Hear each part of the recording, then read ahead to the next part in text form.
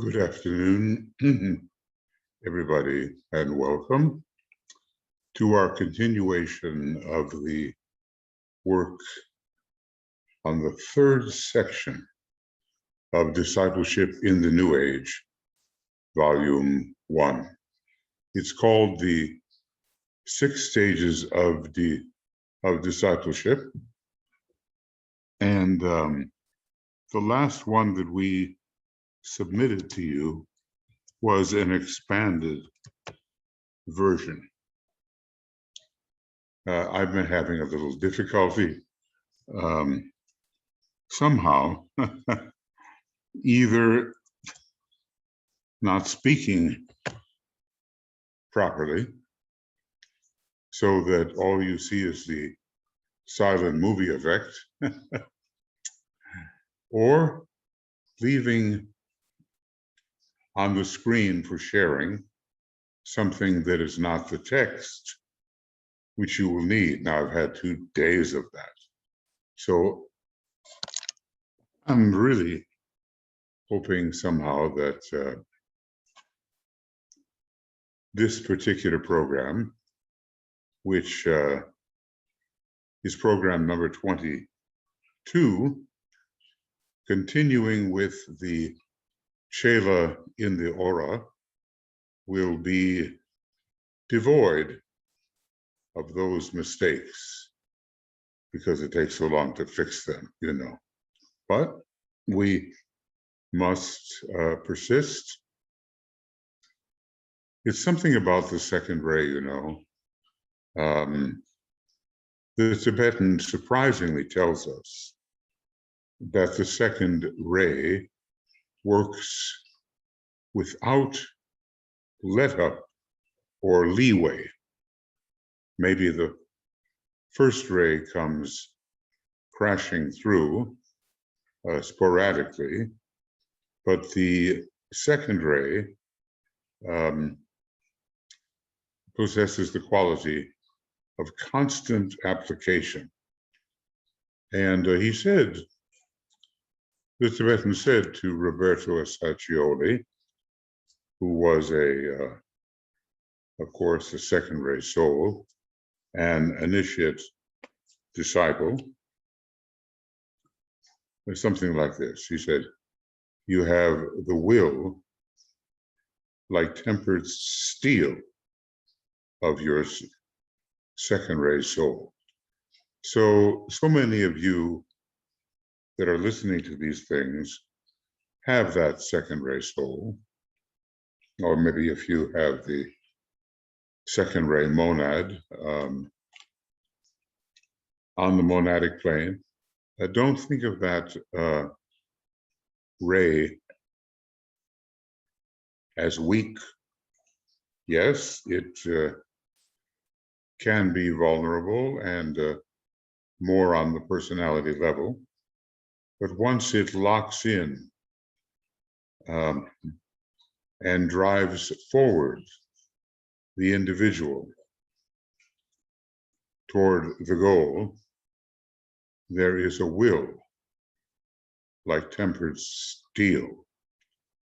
Tempered, of course, means that it has been subjected to all kinds of circumstances, so it doesn't last under some and break under others. This is the tempering process. Well, okay. So the last program was about 3 hours and 15 minutes, something like that, once you combined my redo of the last part of the program.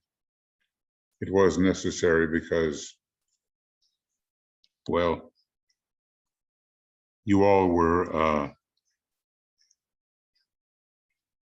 staring at this,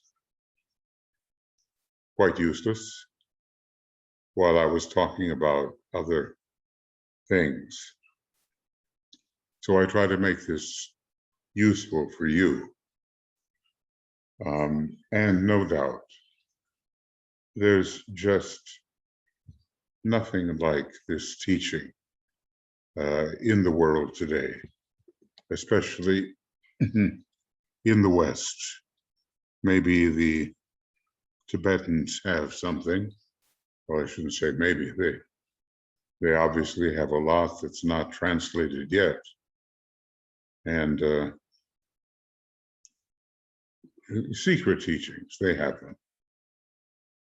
And we have to earn our right to have access to such teachings. Well, I think, that might do for our little segue. The final closing remarks is that of the last program, the number of disciples in an ashram varies constantly, but always there are the three. Now that's the point, who are responsible to the master for all ashramic activity, who are in his closest counsels. You can imagine what a responsibility that would be, and who carry out his plans, leaving him as the monadic inspirational center of the ashram, and the one whose aura is impelling with regard to the radiation of all other auras of lesser disciples, all of them by this time initiates. But there's such an efficiency in hierarchy that it is not allowed that the master should waste his time with students, chelas, who can be handled quite adequately by other and lesser members of the ashram. So anyway, the chain of hierarchy is great and immutable, and the sequences unalterable. We've been reading the 4 or 5 steps by which the master can gradually impress the personality of the individual or the personality of the entire group with which he may be working. And those starting points have been either the monastic permanent atom, which is the lowest point in the spiritual triad and found within the dense physical body of the Solar Logos upon the highest mental subplane of that dense physical body.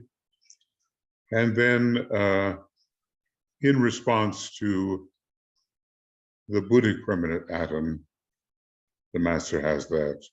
And in response to the Atmic permanent atom, the master has that too, and is able to transmit what is needed in a particular sequence, the generalities of which, the symbolism of which remain the same. The unalterable sequences, as DK is telling us, but the exact numbers fluctuate. So that when we say that Christ formed an ashram with 3 central disciples, that's always so. But will there necessarily be 9 others? Likely, perhaps. But when we get to the ranks of those who are related somehow to his ashramic forming, will it always be 70? No. And when we get to those who are interested and who are probationary, they are interested in what the Christ is doing. Will they always be exactly 500? No. There's a sense of proportion conveyed, but not exact numbers. What's more important is the sequences of these various steps. And see, there's one going from the atmic permanent atom for the focus of the spiritual will to the sacrifice petals, to the highest aspects of the etheric vehicle, which are subplane 1 and 2, to the head center and to the center at the base of the spine. So that's deeply within the personality. That's one of the lines of transmission. The earlier line from the or in response to the Buddhic permanent atom or intuitional vehicle of the advanced disciple. And then through the love petals and through the astral body in its highest aspect, where we have idealism, let's say, and imagination, and into the heart center. He doesn't say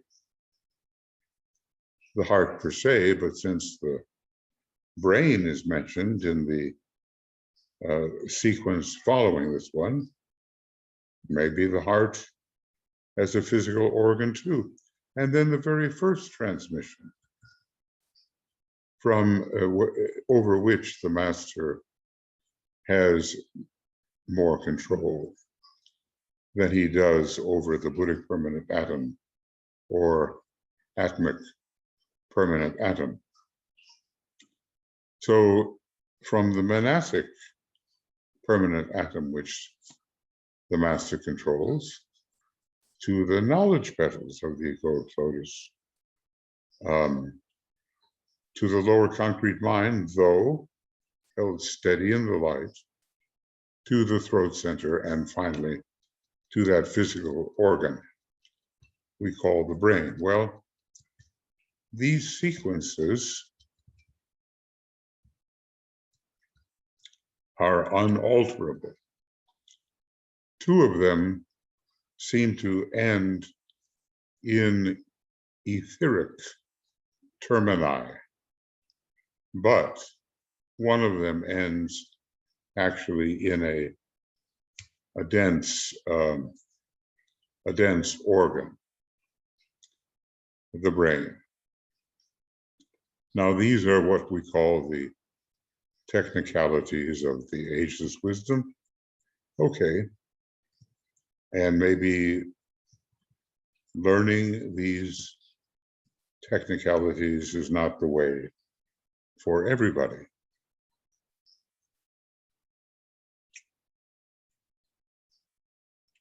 But you can see how helpful it would be to know them. And Master DK conveys them in his own special form of detailed, organized, illumined teaching. he has, in his method of teaching, a certain quality which in esoteric psychology too is called meticulous entirety. Now there is a little title or kind of a little phrase, or really just a couple of words that need deep understanding and meditation upon.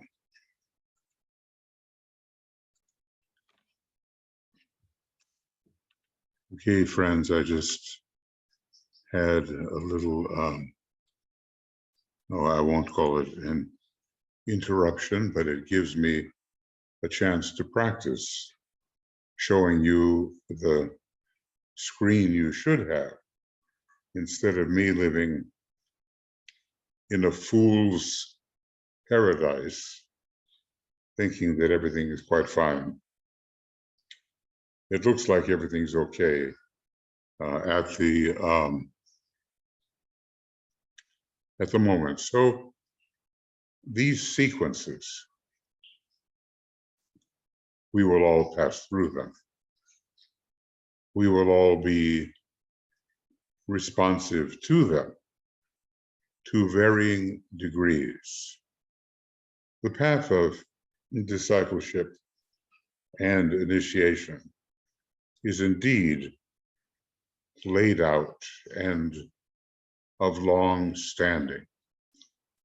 This is some of a great process inspired by Shambhala. We're just going to go through it. But it's best to know what it is we're really going through. And then we will not make avoidable errors. And we will be available for service more rapidly, and a higher quality of service more rapidly than might otherwise be the case. I just, the further I go with Master DK's teaching, the more I tend to respect it. And I just wonder whether that respect, well, I just know it. It will grow and grow. So in the beginning, when you start reading him, thinking with him, you are impressed. And maybe in more than one sense of the word. But do you imagine that you can be impressed still more potently and more potently and more potently as over the years your study proceeds? Well, a little, kind of segue there. This is the day of the Cancer solstice. I probably, shouldn't call it the summer solstice, because in the far south of our planet, it's definitely the winter solstice. On the other hand, if I call it the Cancer solstice, that applies planet-wide. And here we are with the two gates, the lower Cancer, the gate into life for those who must know death that is a kind of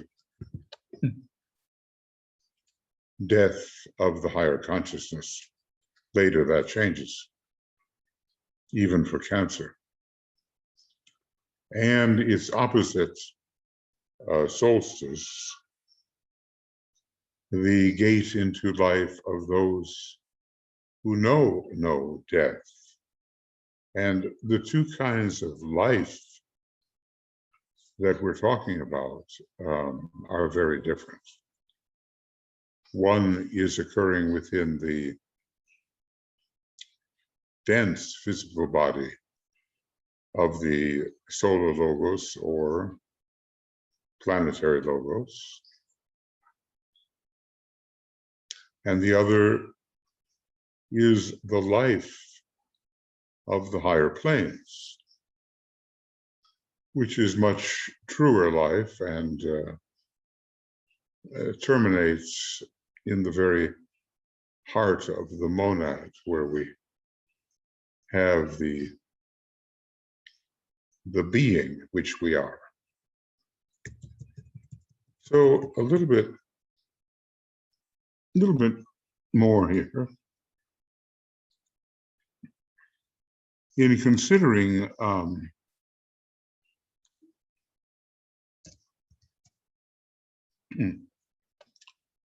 the theme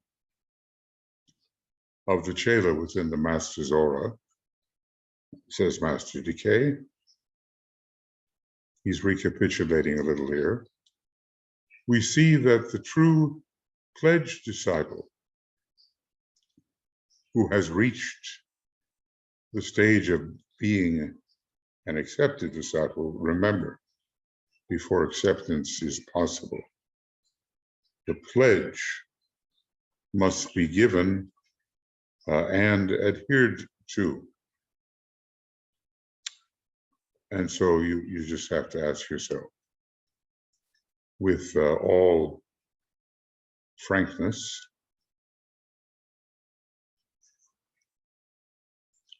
if you are what's called here a true pledged disciple.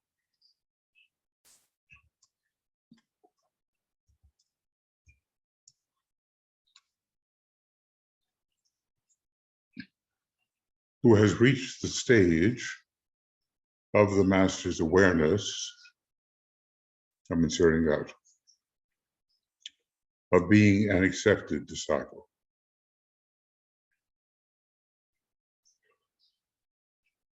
That Chela passes from point to point within the circumference of a Master's sphere of influence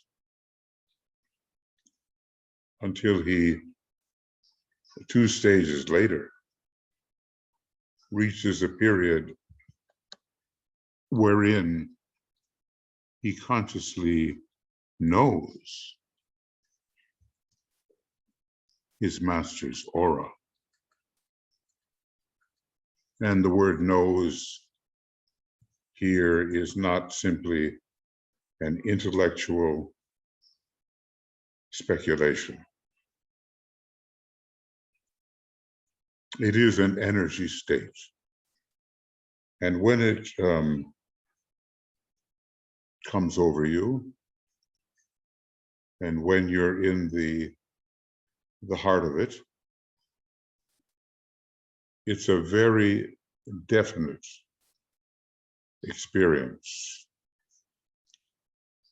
different from talking about the fact that somewhere on ahead it does exist. He knows. He reaches a period wherein he consciously knows his Master's aura. Now the Tibetan is going to give us something else to think about in regard to what he's just said. He says, now that my brothers, it is a perfectly meaningless phrase, except perhaps the way the word knows was used in older English.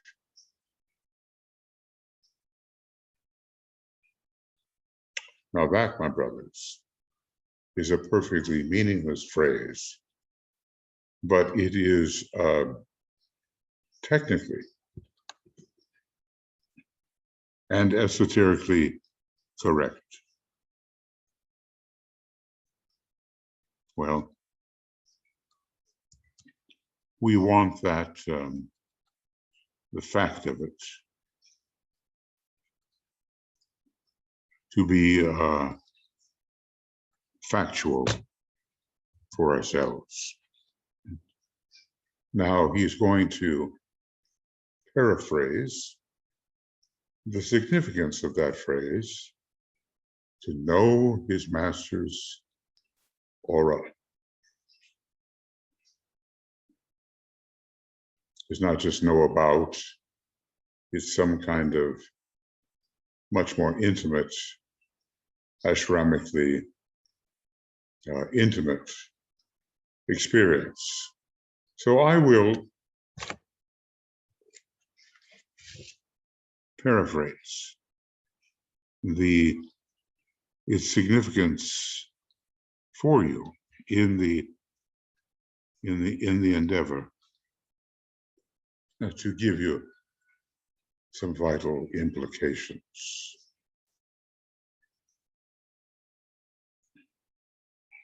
Vital, utterly necessary, true, indispensable. And here we have some of these implications. As always, arranged with a high degree of organization. So number one, he is aware not only of the master, but of what is in the master's mind. And this means he is telepathically en rapport with his master.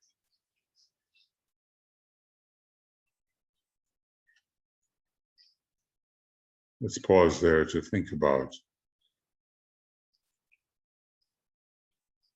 what that state might be, to be telepathically en rapport with one's master.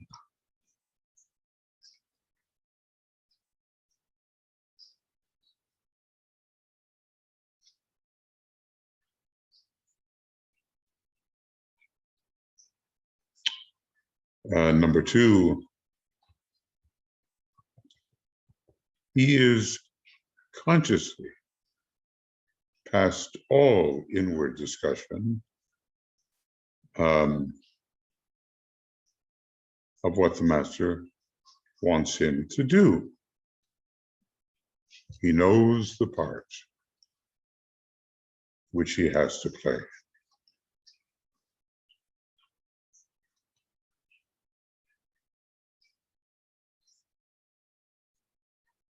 So there is a certain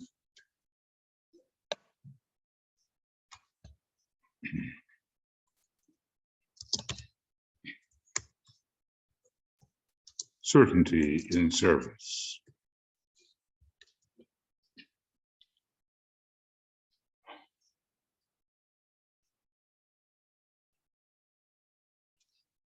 It doesn't have to be turned over and said, well, it might be this, it might be that. He knows from the telepathic rapport exactly what the master wants him to do. And then number 3, he responds sensitively to the master's aura, not only upon the inner planes of life and in the ashram proper, but also within his physical brain. So it's very much a part of his daily conscious life in the lower worlds. He moves within the aura in his daily physical plane life.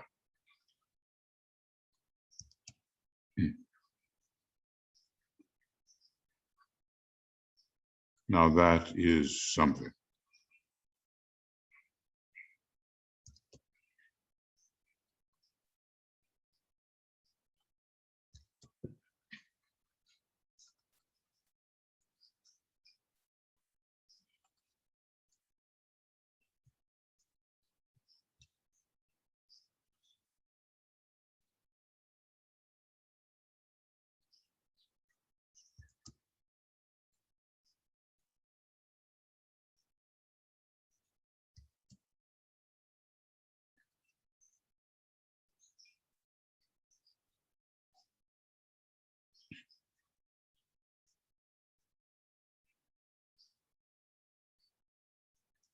So we can see that there is an ever more ashramically intimate relationship with the master and with what the master is transmitting. Certain major radiations. It's good, isn't it, that an increasing certainty comes to the disciple. We don't want to always be in that stage where we're questioning ourselves regarding what we might or might not do. Well, we want to be secure, established workers upon whom the master can really rely. And it is demanding. It is demanding. Now, even in his physical plane life,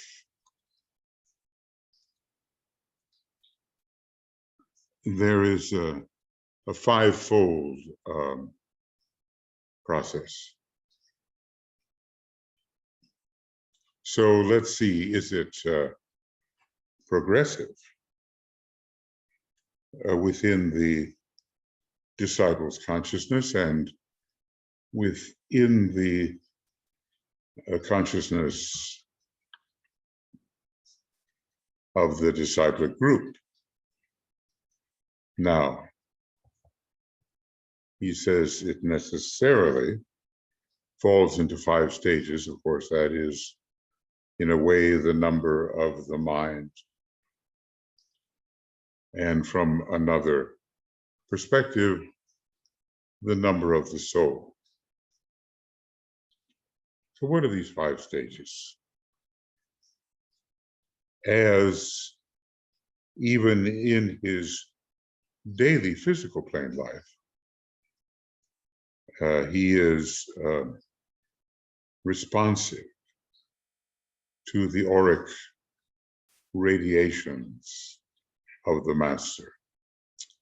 Well, okay, we looked at this one. He is telepathically en rapport. His mind and his brain respond to the master's mind, as in the case of AAB.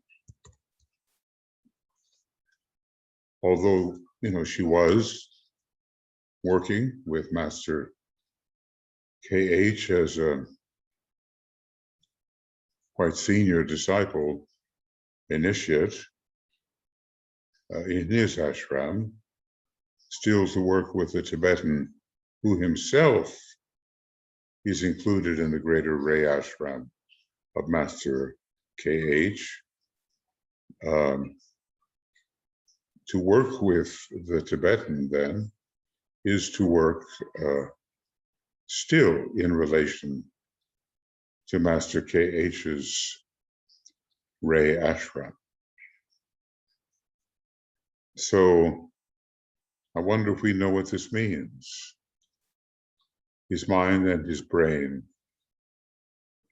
respond to the master's mind, even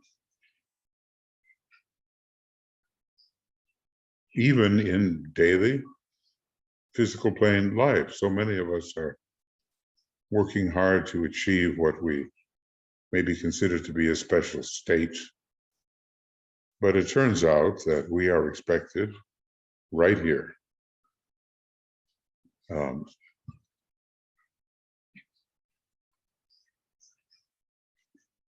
on this level of daily physical life to move within the aura of the master. He is therefore mentally aware of the content of the master's mind. This is no small thing. This affects, says the Tibetan, his life and service, and his mind constantly formulates the telepathic impressions into organized formulas which are then available for directive processes. And I think there's something about our abstract mind when we can begin to reach that via Antakarana building that allows us to formulate that which impresses us from the master into organized formulas. In a way, the abstract mind is a formulaic mind. You kind of wonder about, one of the great and most famous formulas, there are so many, but in the 20th century was Einstein's E, energy, equals mass times the speed of light squared. So many brilliant scientists have wondered how he ever came up with such a thing. Obviously, it was projected to him from an ashram with which he worked in affiliation. But then it had to be rendered into a formula. And perhaps did he not use then the abstract mind to do that? So sometimes thinking of the abstract mind as the formulaic mind, the mind which allows the formation of formulas from intuitions or higher impressions, is indicative of a truth.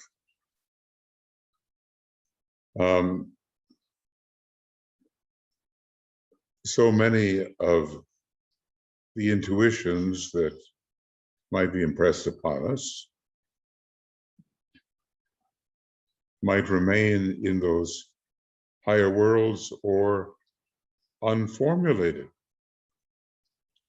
and therefore inaccessible to the people who might benefit from them. But when the abstract mind gets into the act, useful formulas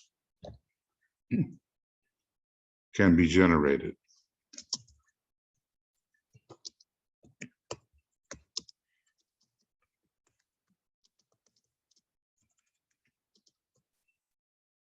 Whoa.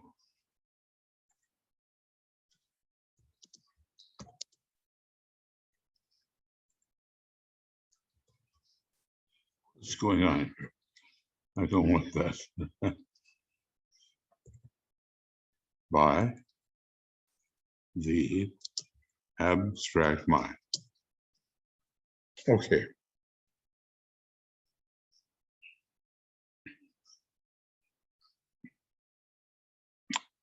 And then I would try to bring this all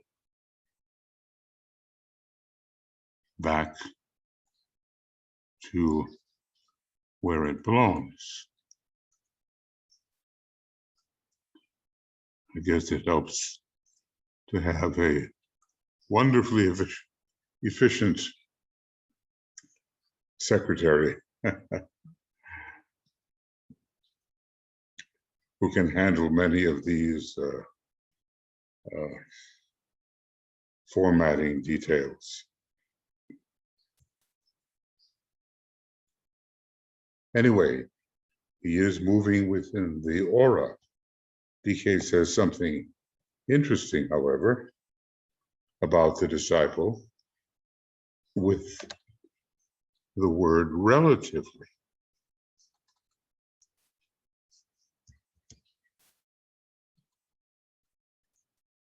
Being at this stage relatively free from glamour, and remember, at this stage, he has to be an initiate disciple. He is, in all likelihood, one who has taken the third degree. So being at this stage relatively free from glamour, he is able to respond from the angle of sensitivity and feeling from the astral body, which is no longer beleaguered by the usual glamours, and consequently able to bring through the master's plans, at least his share of them, otherwise we go too far, onto the astral plane, where they are keenly desired, where their execution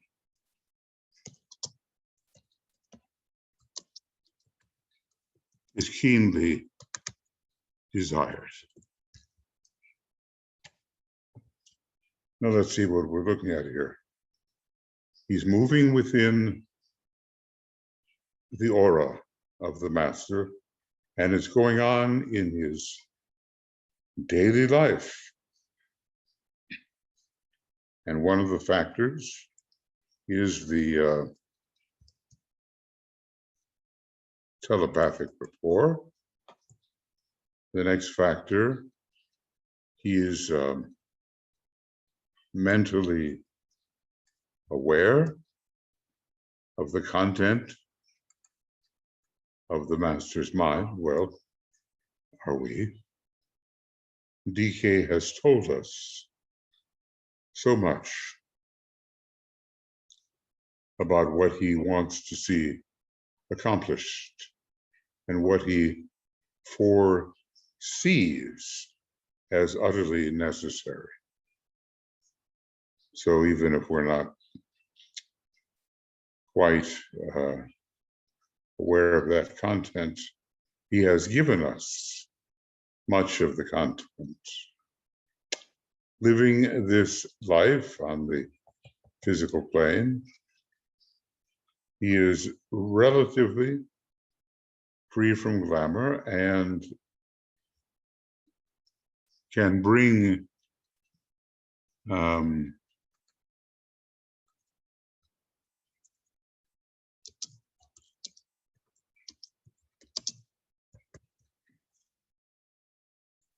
whatever impression he has down to the astral plane without worrying that anymore it will be distorted. And as a result, he uses the feeling apparatus of the astral plane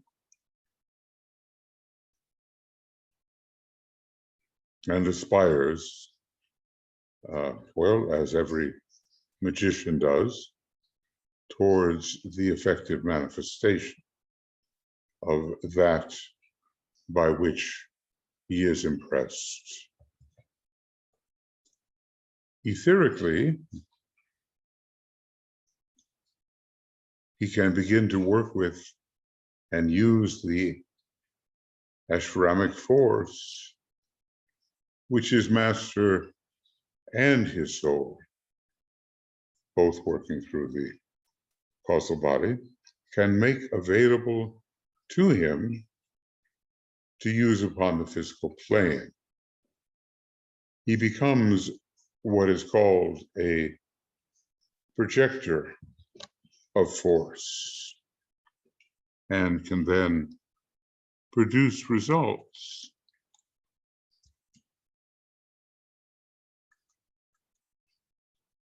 upon the physical plane.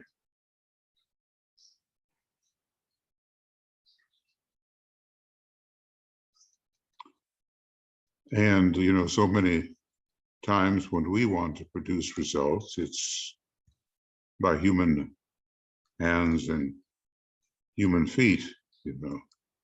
It's our outer organs which produce the results. But now there seems to be a very high etheric component to the results to be produced, and this is somewhat taken up in the last 4 rules or magic that involve the etheric body. A projector of force. Does that mean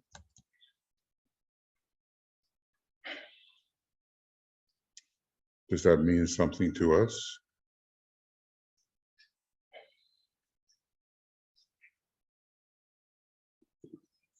Well, certainly there's a lot of stabilization that is required of us before we can step into this kind of condition. And finally, his brain becomes consciously aware of the simultaneity of the 4 processes, the above 4 processes, so that he passes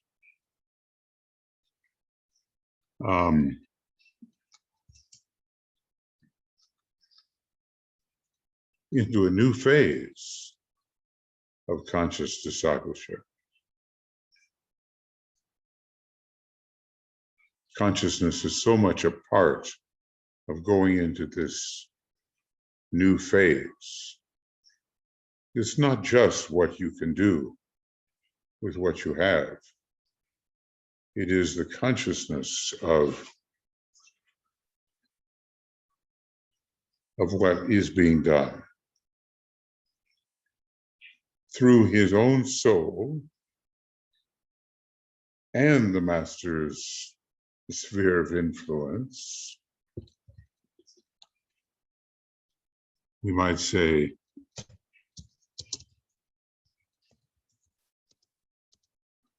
combined with the master's sphere of influence, the plan lies open before him.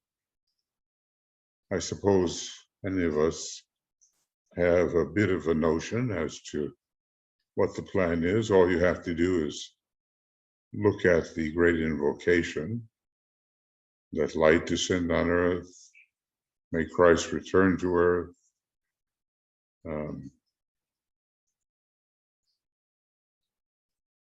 The will aspect.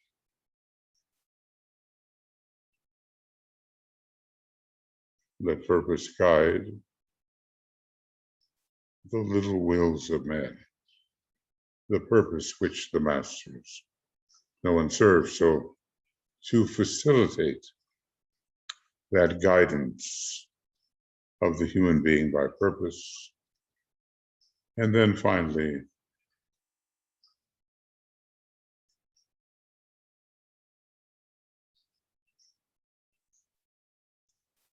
let light and love and power restore the plan on earth, and it will be done, this restoration, very much by human hands and human feet. It's so remarkable that there is this collection of benevolent souls who are so intent on the welfare of humanity and, by extension, of the lower kingdoms of nature. They're working all the time to make sure things go aright. So through his own soul and the master's sphere of influence, the plan lies open before him. I would point out that this is not only a higher stage of discipleship, but presupposes initiate understanding. No one is going to be a chela within the master's aura unless that individual is an initiate disciple and has taken the transfiguration initiation.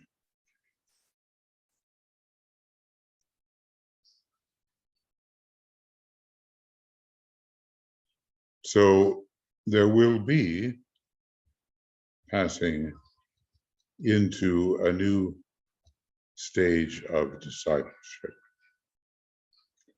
as he moves in everyday life consciously within the aura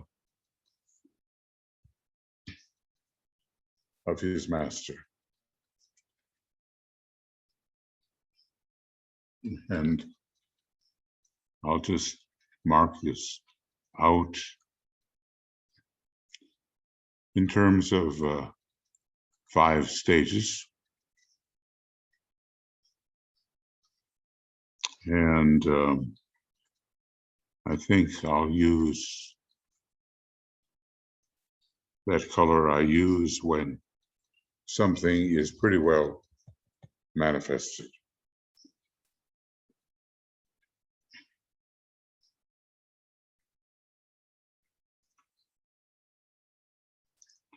He has become a formulator, you see.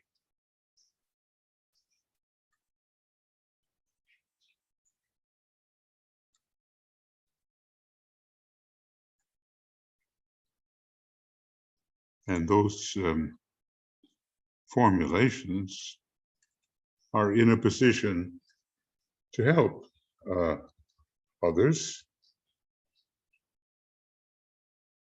And it's curious to me that he's only relatively free from glamour. It says that even after the third degree, which is required of this stage, there can be some vestigial glamours.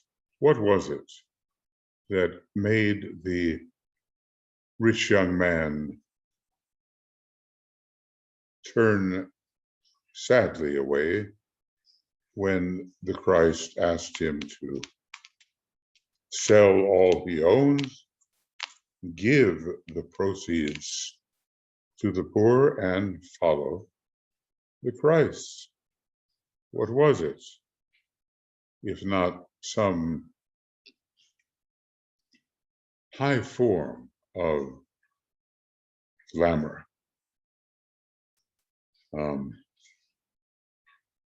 The feeling, perhaps, that one knew better than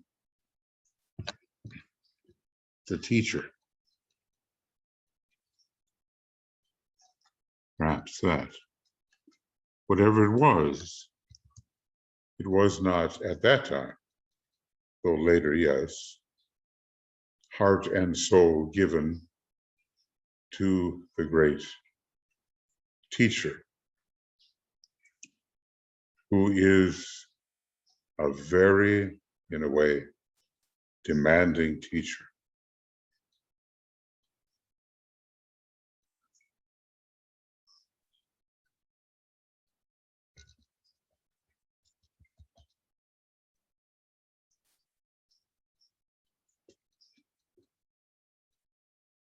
Ashramic force is becoming available to him.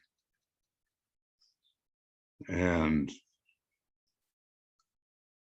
that is a development which we do not expect to find in anyone who is not so close to the aura of the master and to the aura of the ashram inspired by the aura of the master. A new phase of conscious discipleship is achieved. Well, we can know something mental about this new phase, but I think we see how important it is that we forge ahead into experiential truth rather than simply cognitive truth.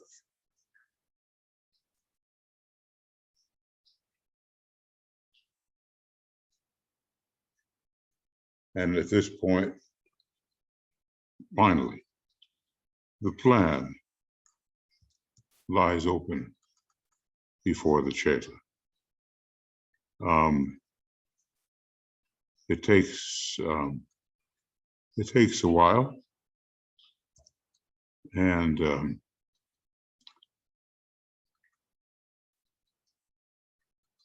but the time comes when he can work with certainty, at least about his own aspect of the plan, because that plan lies open with regard to his own heart within it.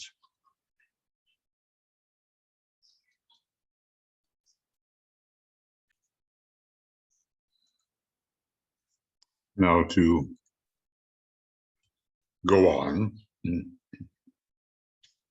The neophyte knows that the goal of the occultist, the neophyte is not yet the occultist, is to work with forces, rightly directing them, we might say. He fails, however, to recognize that this may not be consciously done until, and now we're going to be given a list of requirements of what it takes to work with forces. 1, 2, 3, 4.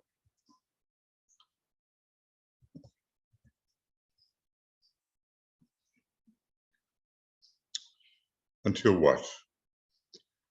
He has been a long time, or has for a long time been simply a channel. I would have you reflect upon that thought. The master says, the attainment of the capacity to be a pure channel and an unimpeded distributor is the first goal, and it takes a long time. So we find that we look for the state called transparency, which is even more lucid than translucence. The attainment of the capacity to be a pure channel and an unimpeded distributor is the first goal, and it takes a long time. The force usually dispensed by a disciple until the channel stage is automatic and established is normally colored by personality distinctiveness, even if a high-grade personality. The time has come when the disciple can at will distribute the ashramic and group soul energy in their pure state. And how do we become aware of that? By ridding ourselves of various glamours and illusions and chaotic conditions, etherically and physically.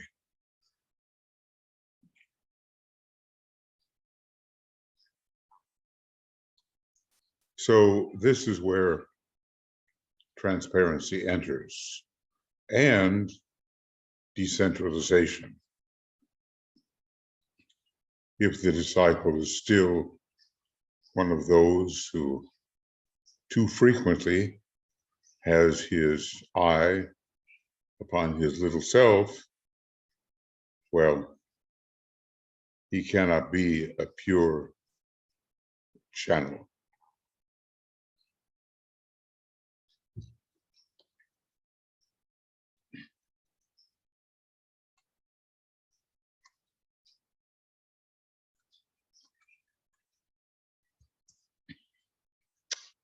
So that's the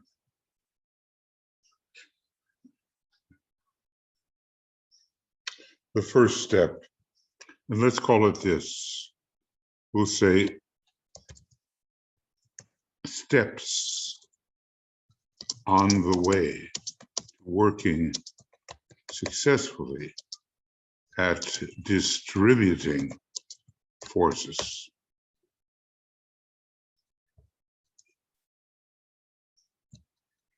What's the next one? It's a still higher state. He has therefore to distribute energy and not force. There is much confusion in the minds of many disciples about this matter. Until a man is an initiate of high degree, he seldom dispenses energy. An initiate of high degree, well, an initiate is a third degree initiate, and of high degree, we might consider the fourth initiation. He works with forces as they concern the three worlds. It has been said esoterically that when the disciple can distribute the four forces and make the seven notes heard, each note of the seven having a fourfold expression, he is not able to work with energy. When he works with energy, he works with seven and not with 28. And I would, he says, reflect upon this. This is a difficult statement.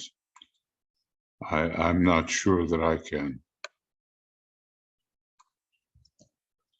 come up with too much regarding its true meaning.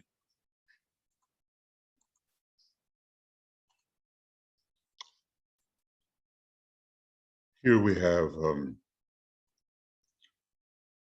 two perspectives from the old commentary. It seems to me involve the four aspects of the personality, with the personality being the combinative fourth, and something about the four elements as well. I'm not sure whether we can think of this as relating to five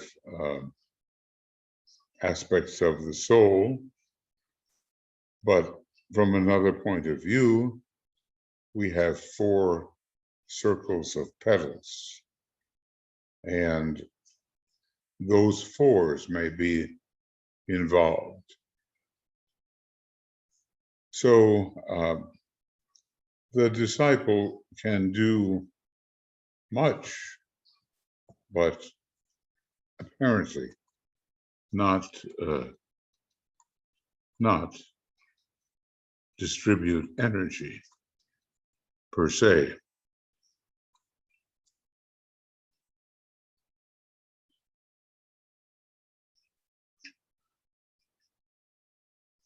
And yet,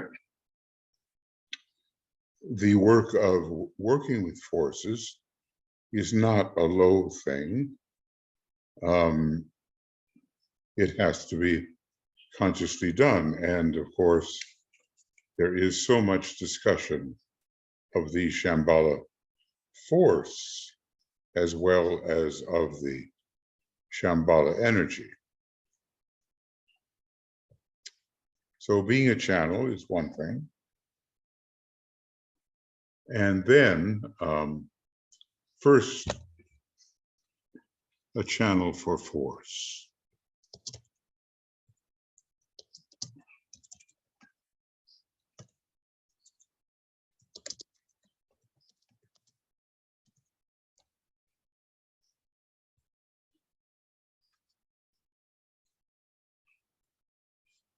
and then a channel for energy as a high initiate of high degree.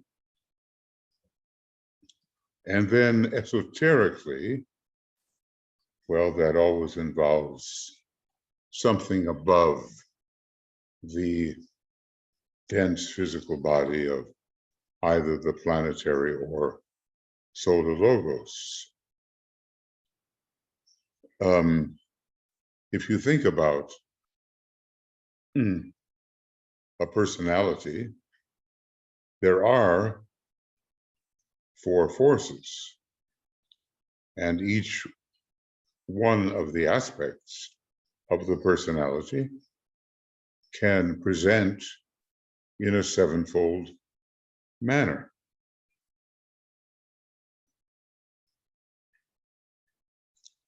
And each of those 7 will relate to one of the expressions of the personality. If we look at it this way, etheric, physical, astral, lower mental, and then the final personality, the 4th. But at this stage, the disciple, though perhaps doing something of value, is not doing what the higher initiate can do. To be a chela within the aura, I don't think you yet have to be an initiate of the 4th degree.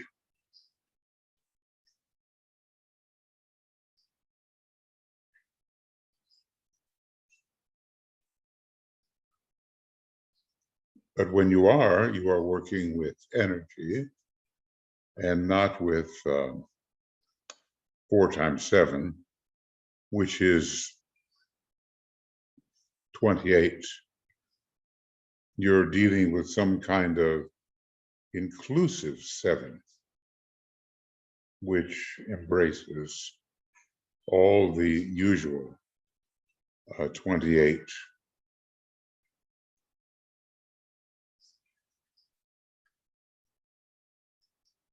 Every plane will have 7 layers.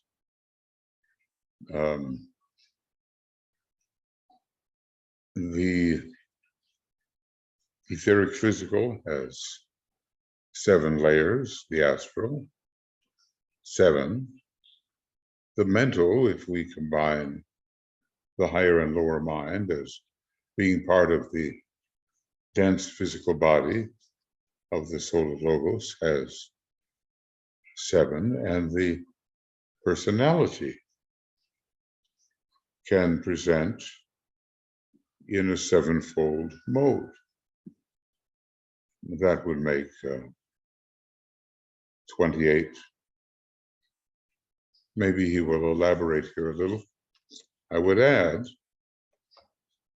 that the 28 belong to the 7.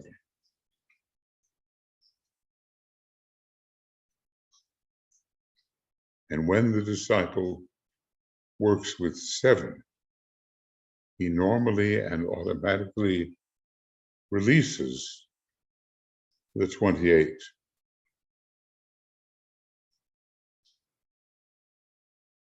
Working under the impression of the 7-ray qualities. Well, we have to admit that that is an obscure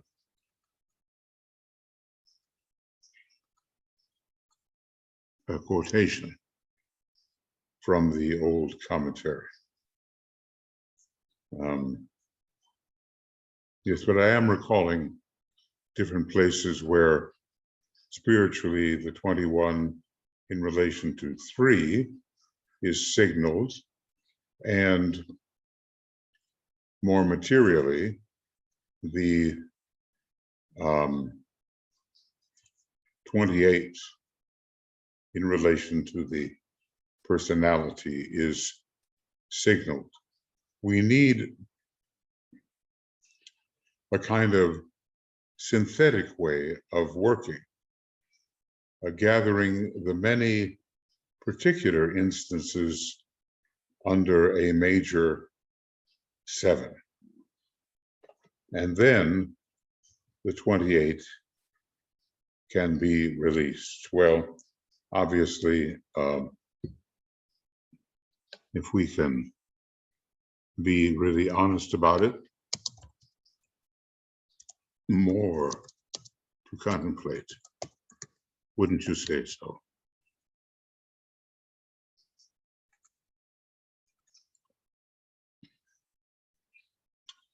So the occultist, whoop, there we go. The occultist is first learning to work with forces, then with energies, and before he can really be the occultist, this is what the student must do. Looks like he can't even work with forces until he becomes a channel, until, becomes a channel. And then he has to learn, following that, not only to distribute forces, but to distribute energies. And then another point, he has to learn to the uses of distinction and of synthesis, taking things apart and seeing that in fact really they are one.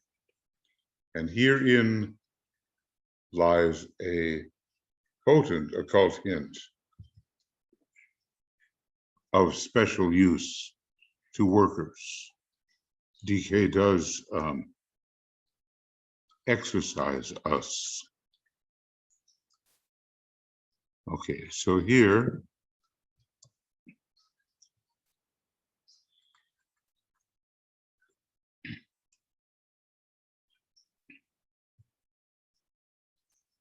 distinction is of the mind. Synthesis is of the intuition far more fully. So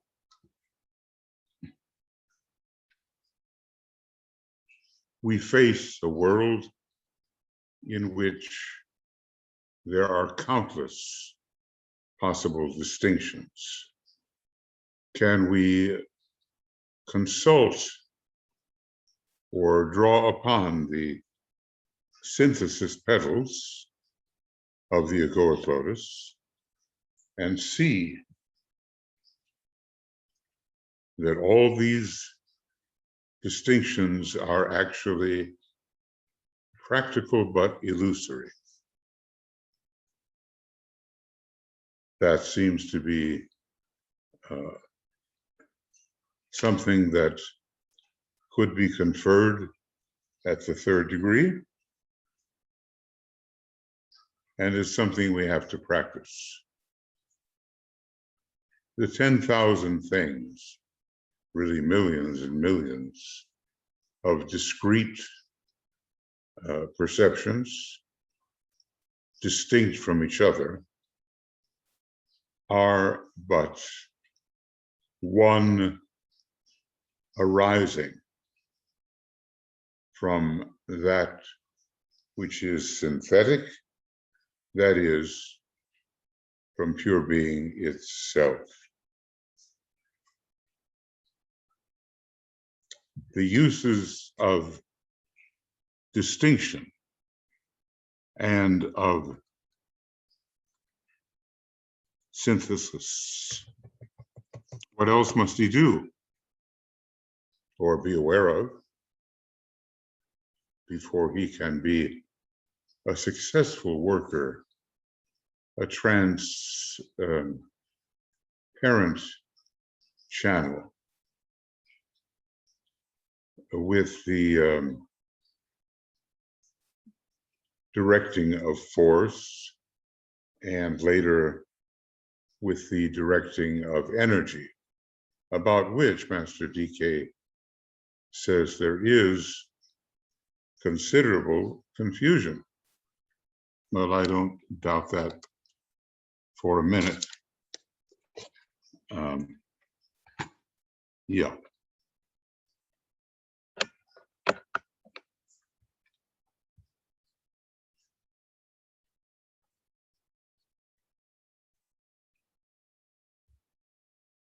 Okay. He is aware of the dangers incident to the untrained neophyte endeavoring to distribute forces, to direct so-called energies, if that is what he's doing, in a specific and particular direction.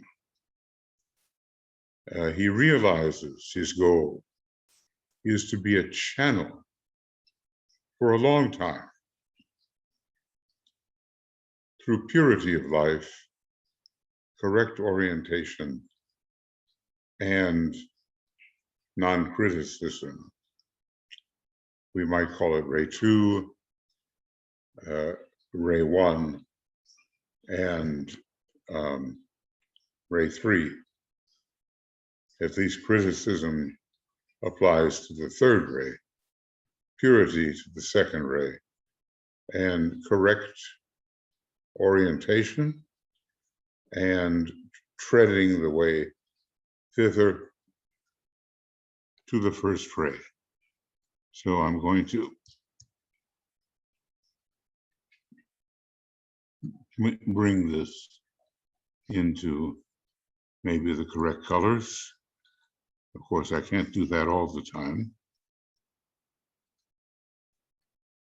unfortunately. And non-criticism. Analysis, yes. Benevolent analysis on behalf of the one for whom the analysis is occurring.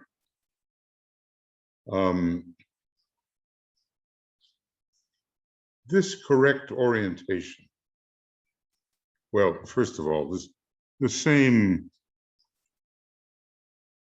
kinds of dangers are existing for the magician, very definitely. And the true magician is always aware that he is playing with fire. This correct orientation involves a paradox with which all disciples must wrestle. The wrestling hold is considered to be connected with the second ray. At least I think, according to Jeffrey Hodson. So they must wrestle with this, i.e., to be oriented to the soul and consequently to the ashram, and to be oriented at the same time to humanity. It's a Geminian problem. It's a dual orientation, and the hierarchy itself faces such a problem,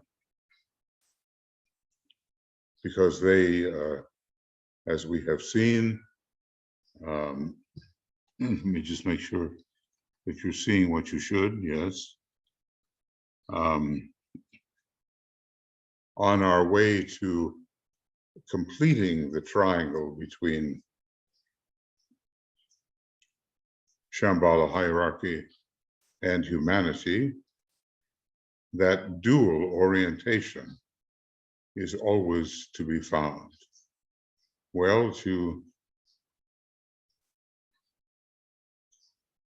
how does it say, to work above and help below? Something of that nature. We seek that which is above, and at the same time we have to work below with those who are up and coming. Now, here he deals with another phase of discipleship. Only disciples close to the master's heart, technically understood, and therefore, and we might say, perhaps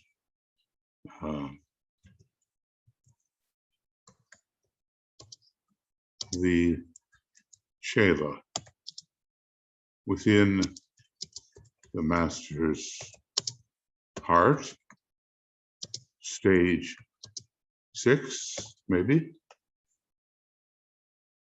and therefore consciously aware of his aura, have the right,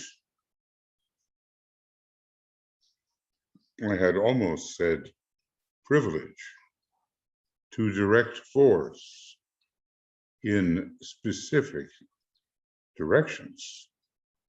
So even though the direction of energy supersedes the direction of force, still the directing of force in the right way is a high act. When their status is not that, their task is to act as channels for the distribution of energy in general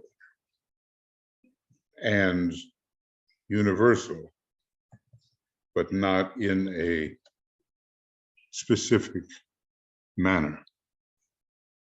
Well, somehow that's important, because there is a difference between specific energy direction and a general and universal channelship or transparency that is not specific. It's a bit like in esoteric healing, you have the general formula for it, but also you have some very specific operations that, if you know what you're doing, you might be able to use.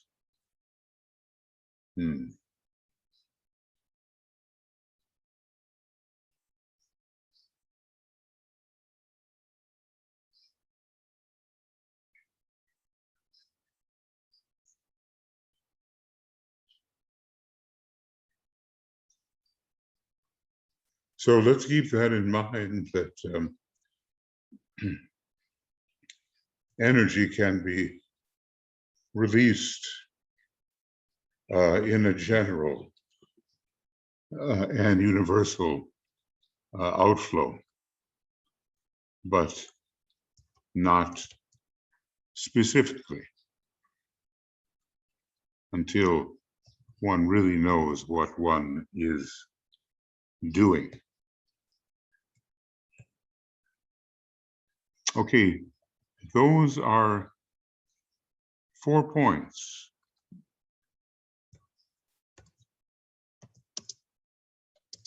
Which must be attained before the occult direction of force and energy can be properly executed.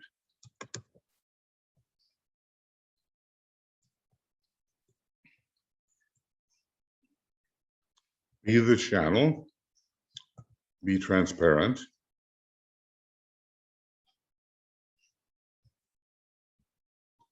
try to keep the flow that comes through you from being involved in your personality coloring.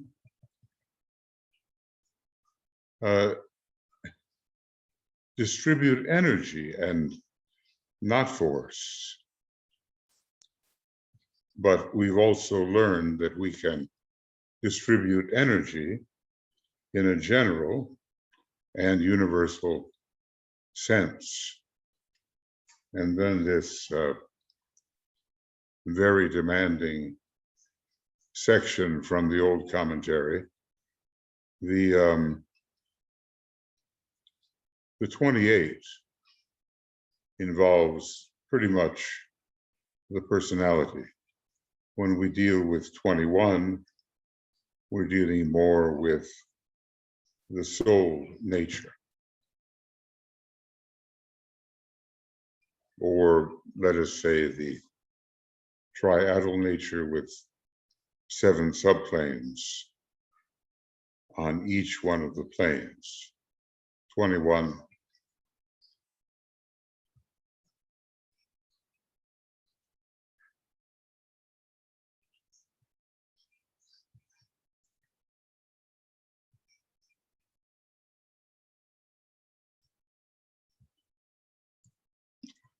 A master.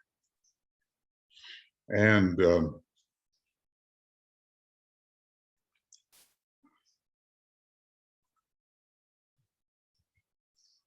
to a far higher extent, we can see the reverence with which or in which the Tibetan holds the Christ, and to a far higher extent, far higher, the Christ suffers more from those in his own household than those in the outer world. Well, I wonder if that isn't the case even in family situations. This is something really to consider. It was those closest to the Christ which caused his suffering, and one of them from the story apparently betrayed him, and yet that betrayal was all part of the fulfilling of the law. Amazing how much the Christ respected the Jewish law of the time, which I'm sure he considered divinely inspired and necessary for fulfillment.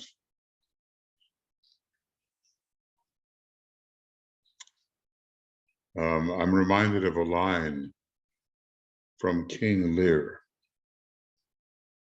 that great Shakespearean play.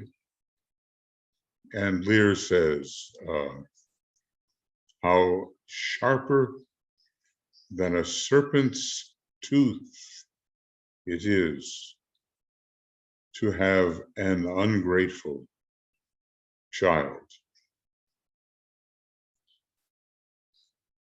And of course, his 2 daughters, Goneril and Regan, prove themselves to be faithless and disrespectful and really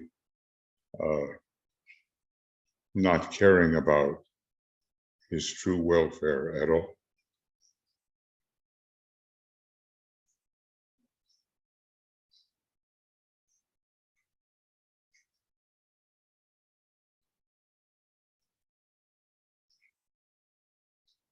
His work is more impeded by the advanced aspirants than by the intelligent thinkers. And by advanced aspirant, if every true aspirant has taken the first degree, I suppose we are talking about those who are approaching the second, well, even the third degree.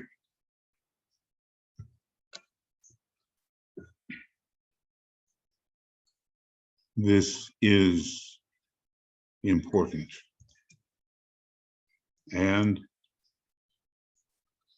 may be unexpected by many.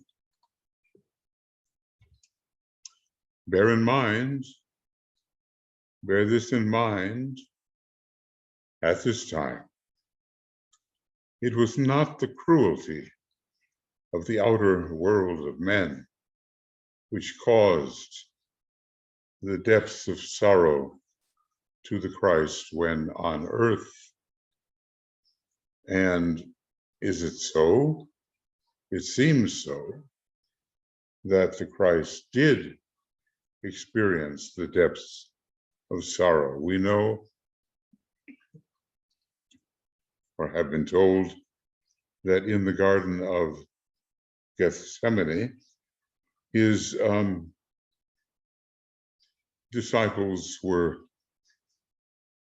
too tired or too lazy or too unknowing to keep watch with him as he struggled with the will of God, the planetary logos. So, and he agonized in that garden. Perhaps perhaps somewhat because the disciples representing humanity were asleep. So not so much the cruelty of the outer world, which he would come to expect, but even becoming a 6th degree initiate can suffer much more in the depths of sorrow than we might suppose.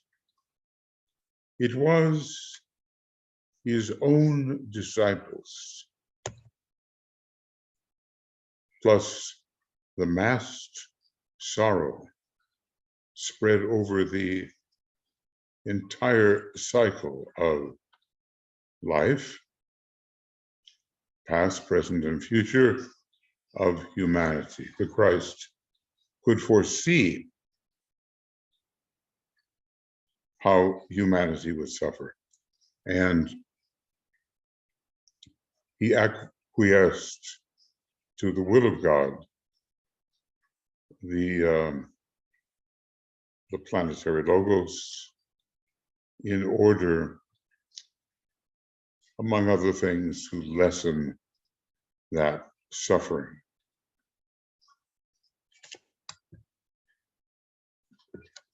Obviously, he could see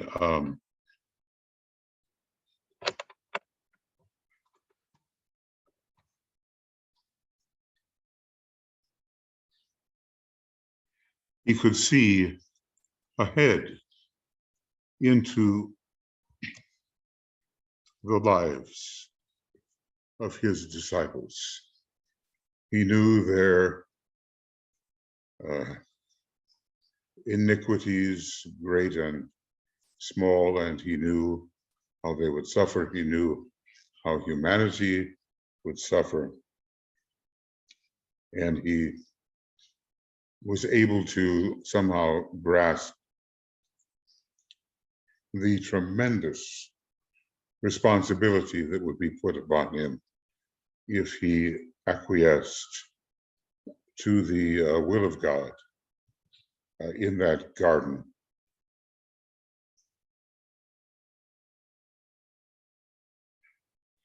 So let us not suppose that a master, a Chohan, a high Chohan,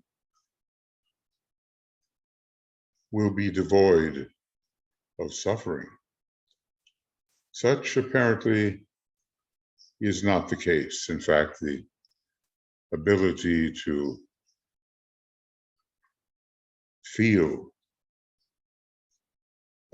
still more deeply than may seem possible belongs to that disciple, and it belongs to us as we move forward upon the path.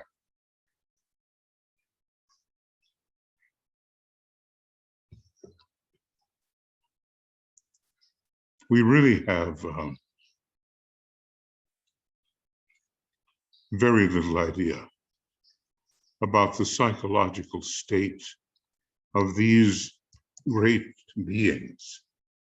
Christianity has gone so far as to make of Christ something not even human, the absolute God-man, conqueror, on his white horse, conquering all evil.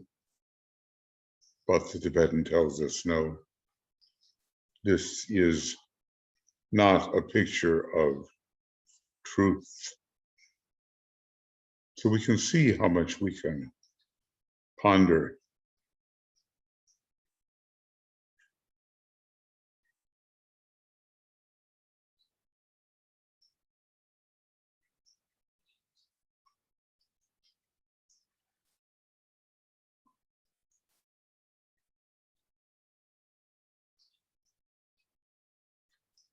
Okay. Disciples gravitate into world groups, and many of them are doing far more efficient work than those gathered into esoteric groups. He is distinguishing between the two, isn't he? Well, many of these disciples have given up their former knowledge of their affiliation with the hierarchy. The advanced, accepted disciple has always his own group, which he gathers around him for active and creative work. Now, there's one of the ways that you can test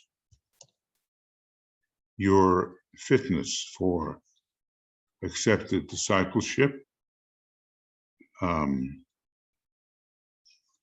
whether, even if you should be an accepted disciple, are you in the category of the advanced accepted disciple? Accepted disciples are members of groups and also are directing groups. Maybe that's what it means by has his own group. Always has his own group.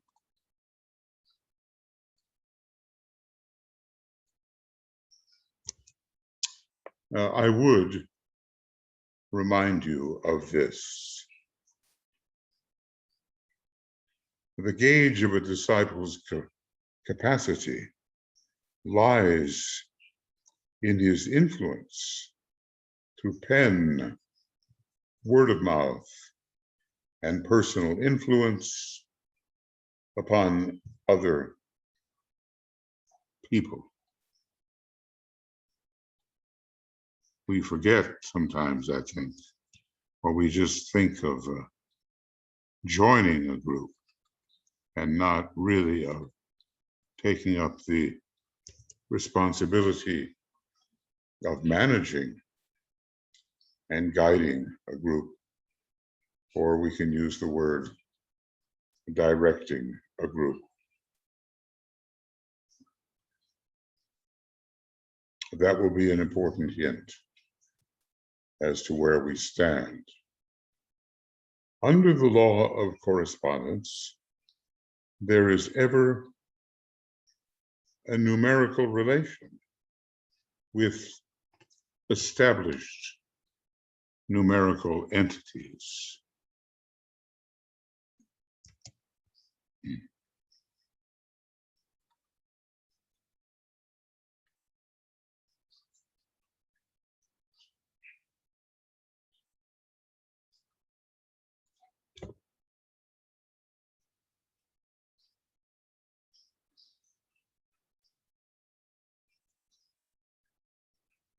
Well, I've been calling this numerical affinity. The 6 stages of discipleship are naturally related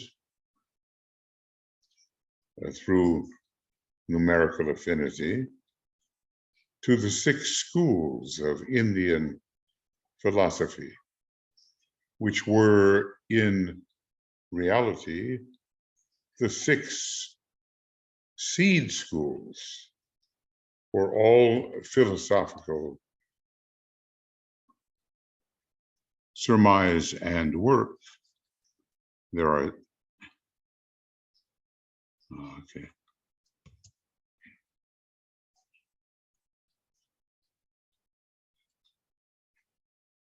There are not 6 types of ashram corresponding to the 6 stages of discipleship, because there are 7 ashrams, 1 for each ray type, and all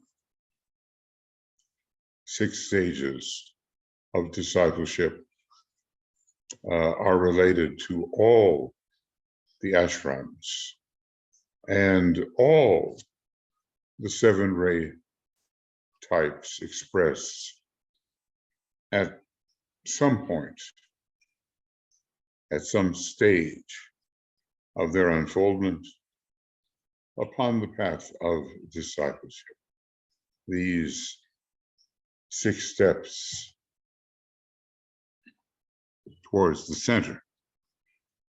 From another point of view, though, there may even be 7 stages of discipleship.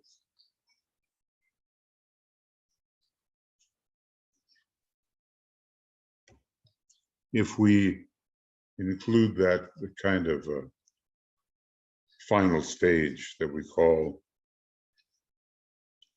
the blending of the lights, where the chela is really, or has really, become the master.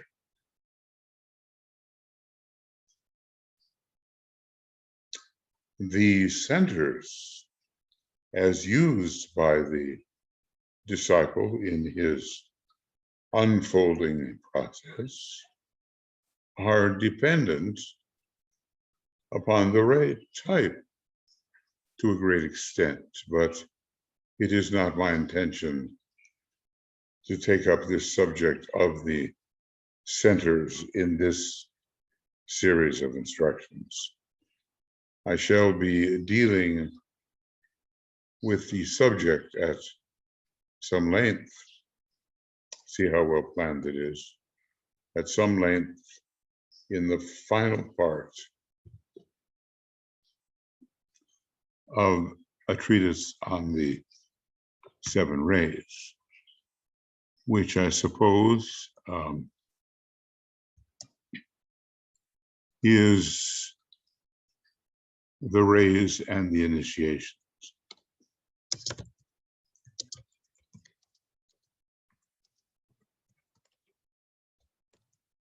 I think so.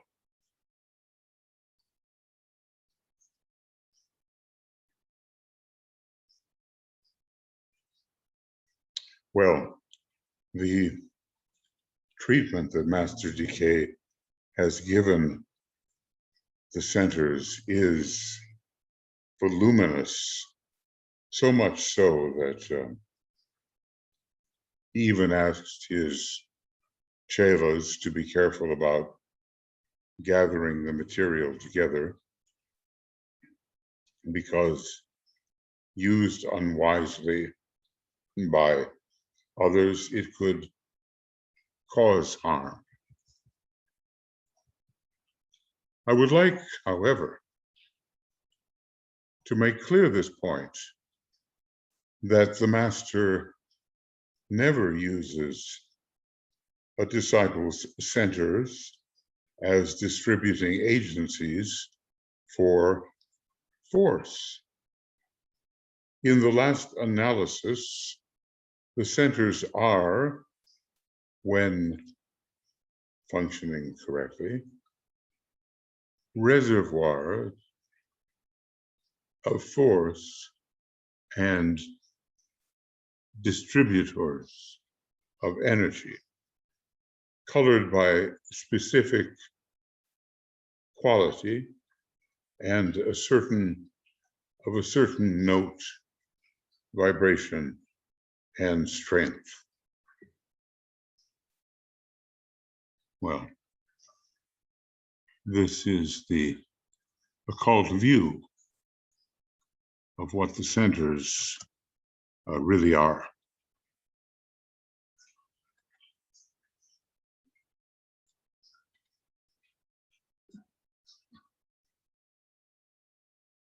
Sometimes a disciple may have the idea that the Master is using him through his centers. But apparently, according to Master DK, this is not the case. On the final stages of the path of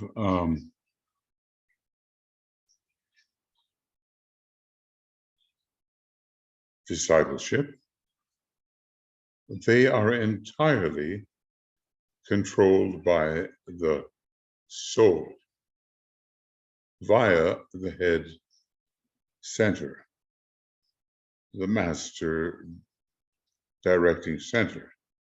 But it should be borne in mind that after the 4th initiation and the disappearance of the causal body, there is no form, aspect, or vehicle which can hold the disciple a prisoner or any way limited.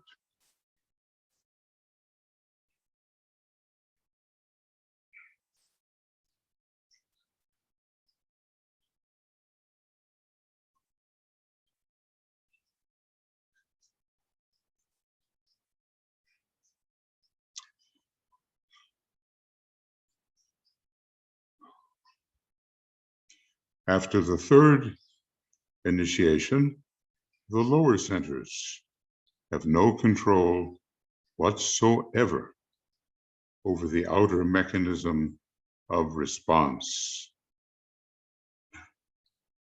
From the standpoint of the highest occult training, and when the disciple is in the ashram itself, the centers are viewed as simply channels for energy until the time of the 3rd initiation, they assume temporary importance in the training process, because it is through them that the disciple learns the nature of energy, its distinction from force.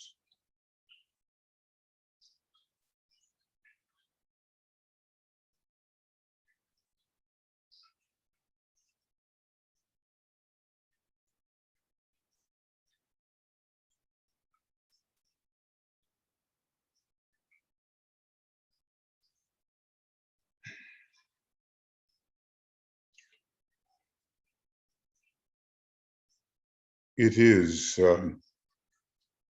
through them that the disciple learns the nature of energy, its distinction from force, and the methods of distribution.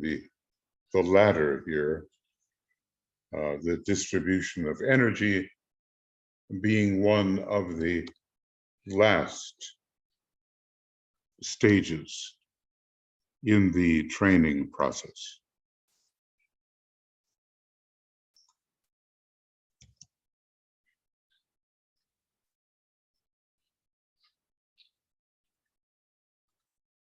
Okay.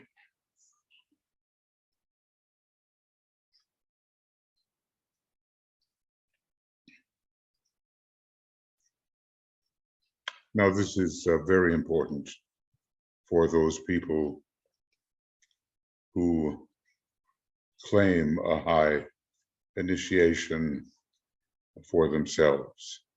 After the third initiation, the lower centers have no control whatsoever over the outer mechanism of response. And so frequently among such people, the lower centers still seem to control.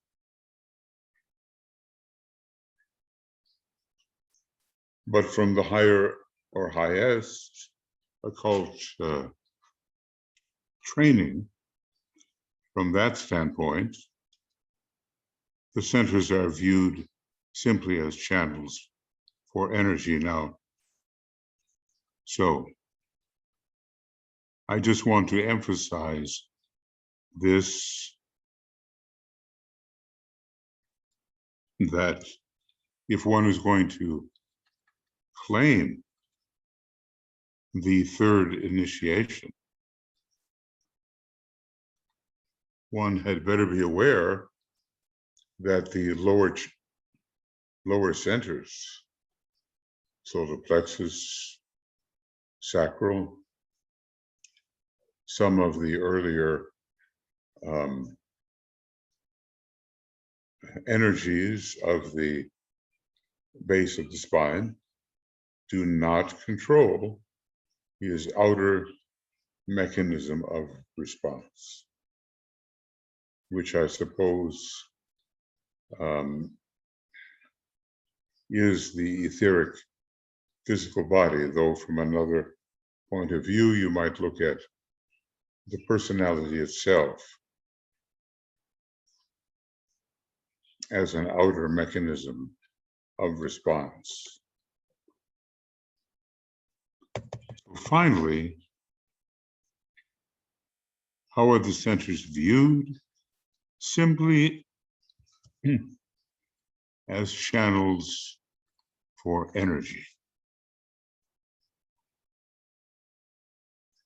Now we have to get used to the idea of working with the centers and working in a distributive manner eventually.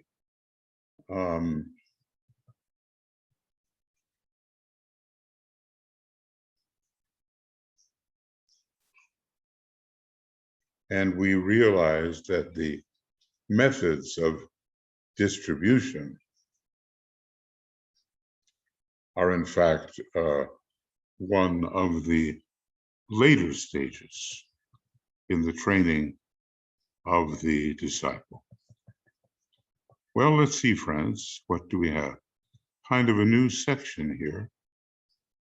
And it takes us to page 764, just a few pages, but I think we're on 762 now.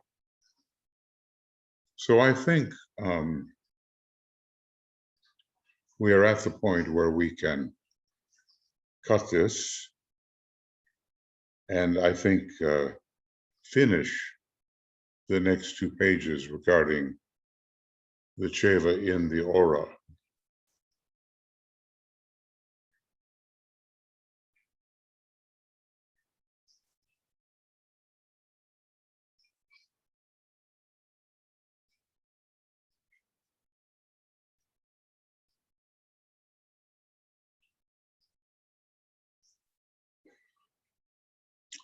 So let's do that. Up to 762. This has been a long section. Let's see if this is correct. I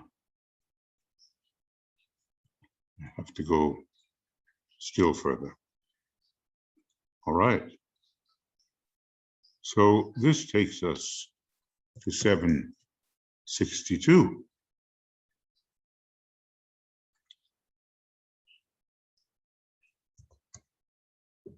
And maybe we have been successful, hopefully, in offering a program without these distracting and time-consuming mistakes, which I have of late been likely to make. I suppose it's just the fatigue factor, which does exist. And this is page 20, or rather, we're dealing with the 21st, the first day of the Cancer solstice. And now we will begin with program 23, and it will probably just be a couple of pages, but that can take a while, as we've come to recognize. And without being overly optimistic, I will just say XX in terms of when I'll be able to do this. Now, we all must realize that one reading of this very dense esoteric material is far from adequate. When you sign up with Master DK, you're signing up for a lifetime of study and meditation, and of course, application in service. We cannot say, oh yeah, I read that.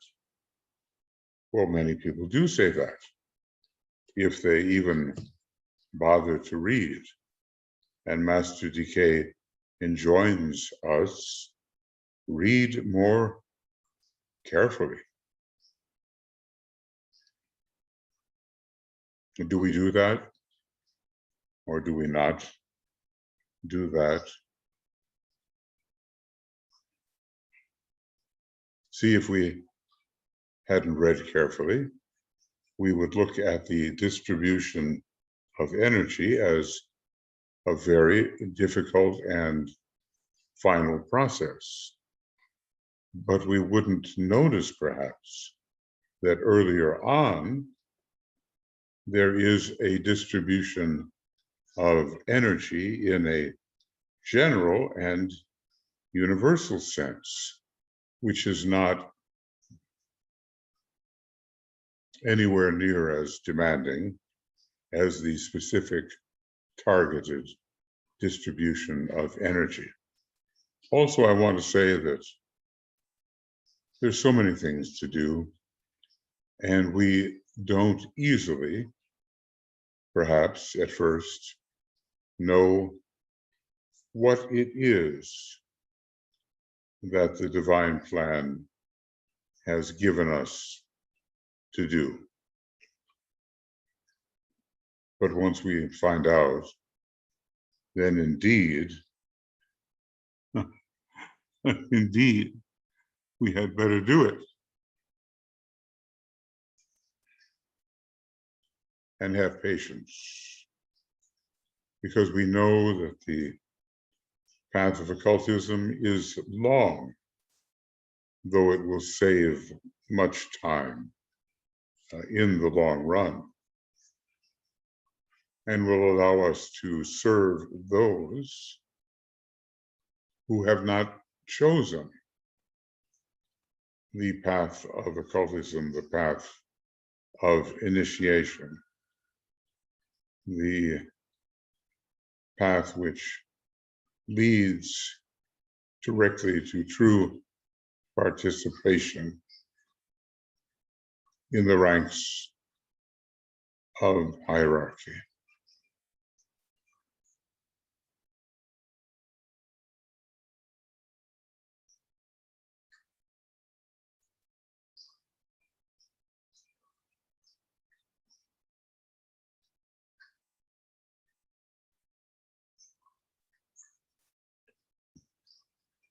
Training, repetition, orderly repetition until we really get it.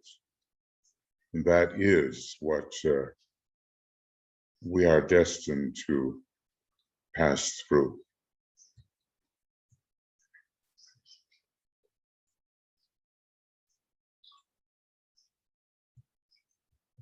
And the kind of multiple definition of words, we have to come to the point where words are really meaningful to us in terms of the experiences that they suggest. And further, it's quite impossible to take the third degree if the lower centers are controlling our outer mechanism of response.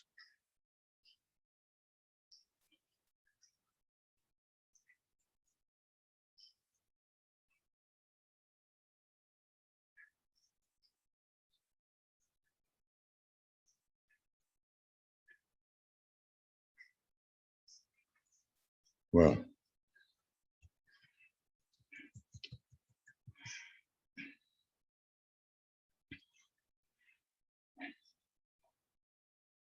there's so many ancillary subjects. Here's one that Master DK does not take up. The different processes in the different ashrams, but since the second ray is the major ray for our second major solar system on our planet with its second ray soul, it seems justifiable to work from the second ray angle. And always watch out for the numerical affinity, because some very interesting correspondences can arise through it. Remember also that if you are a true accepted disciple, you will have, in a sense, your own group, and you will be the inspiration of that group. Eventually,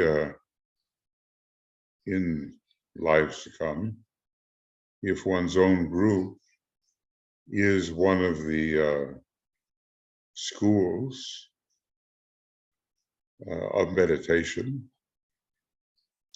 then one will be responsible to the ashram but not to the power of the vote, as it were.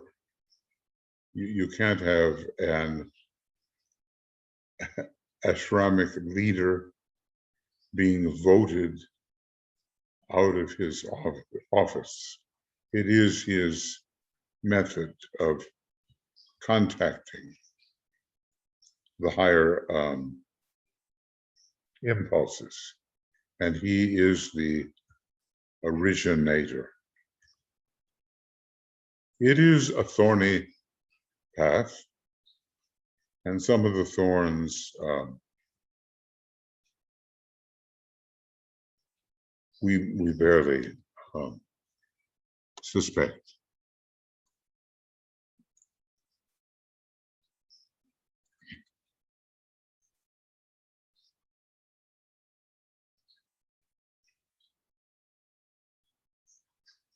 So different tasks are accorded to us, and we can be successful in relation to them. We cannot attempt all things within the ashram. In these matters of 4 and 7 and 28 verses 3 and 7 and 21, just beyond the outlook for numerical affinity, we'll find this, I think, in a treatise on cosmic fire. And above all, as we move forward, let us not, through our own ignorance, become an impediment and a source of sorrow to the master. That is not necessary.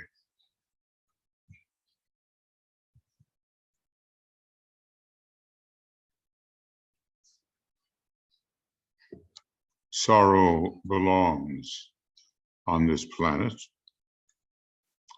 This is the planet of releasing sorrow and purifying pain. You say, well, how did I get here? But it may be undertaking something, some unfinished business from the previous solar system, and looks like you and I volunteered for that kind of work. Well, you know, every time you go over one of these sentences, you can gather something from it. And the more you put together from what Master DK has said, the more there is to be put together. Fortunately for us, he has covered a lot of ground, and we can only imagine what the case will be with the third installment, however long it may last. Okay, well, 762.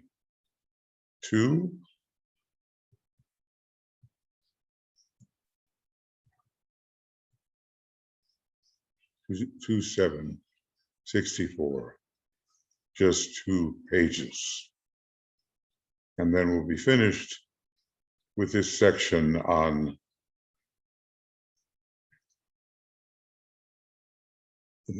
being a dweller within the master's aura and within the ashramic aura. How much have we absorbed? That's up to us. That's up to us.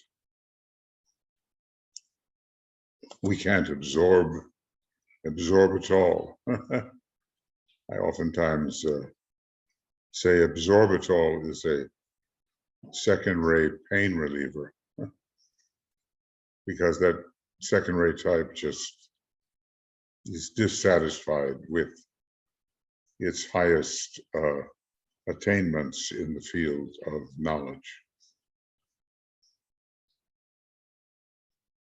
I guess it helps to try to have a sense of humor about some of these things, because the path is long, requires deep patience, contains much suffering, many thorns, and many obligations.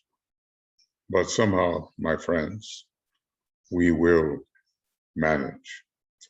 Okay, well, this program is somewhat over 2 hours, maybe not too much. And we have to finish up this section on the chela within the master's aura. So Tuya and I and all the communications team wish you love, many blessings, successful study, deep meditation, and ongoing recognition of what your service really is, and the will and skill in action to carry it out. Okay, we'll get back to it. Will it be tonight? Usually when I say it will be, it won't be.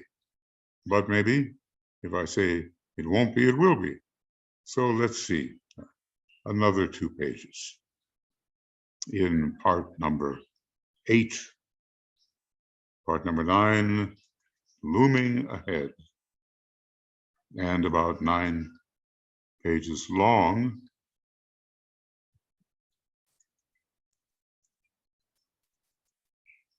Well, and that's the end.